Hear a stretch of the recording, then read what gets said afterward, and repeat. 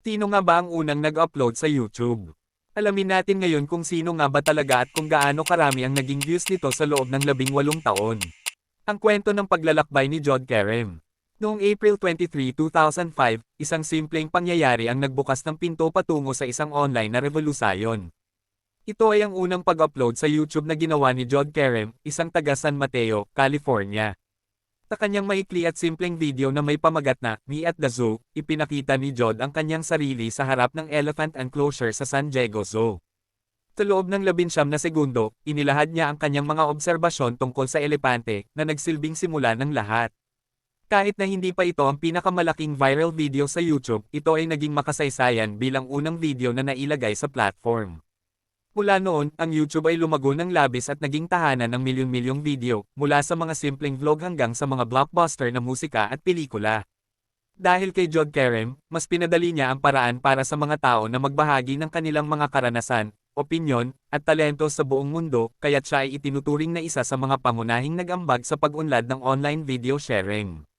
Ang YouTube ay nagsimula bilang isang ideya noong Pebrero taong 2005 sa pangangasiwa nina Chad Hurley, Steve Chen, at Jod Kerem, na pawang mga dating empleyado ng PayPal. Ang kanilang pangunahing layunin ay magkaroon ng isang platform kung saan ang mga tao ay maaaring magbahagi ng kanilang mga video online. Noong unang bahagi ng 2005, sinimulan nila ang pagdevelop ng website.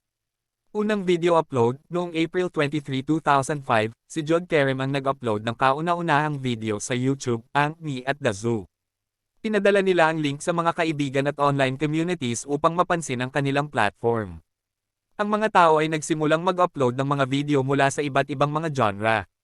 Paglago at pag-angat sa loob ng ilang buwan, ang YouTube ay naging napakapopular. Ang mga tao ay nag-upload ng mas maraming video, at ang mga manunood ay dumarami. Napansin ito ng media at negosyante, at naging interesado sila sa potensyal na ito. Noong Oktubre taong 2006, ang Google ay bumili ng YouTube para sa halagang $1.65 bilyon. Ito ang nagbigay ng mas malalim na pinansyal na suporta at naging isang malaking hakbang para sa paglago ng platform. Mula noon, tuloy-tuloy na lumago ang YouTube, at ito ay naging isa sa mga pangunahing platform para sa video sharing, edukasyon, at entertainment sa buong mundo. Ang tagumpay ng YouTube ay nagbukas ng pinto para sa iba't ibang mga content creator, mula sa mga vlogger hanggang sa mga profesional na music hero at filmmaker, na magbahagi ng kanilang likha sa global na audience.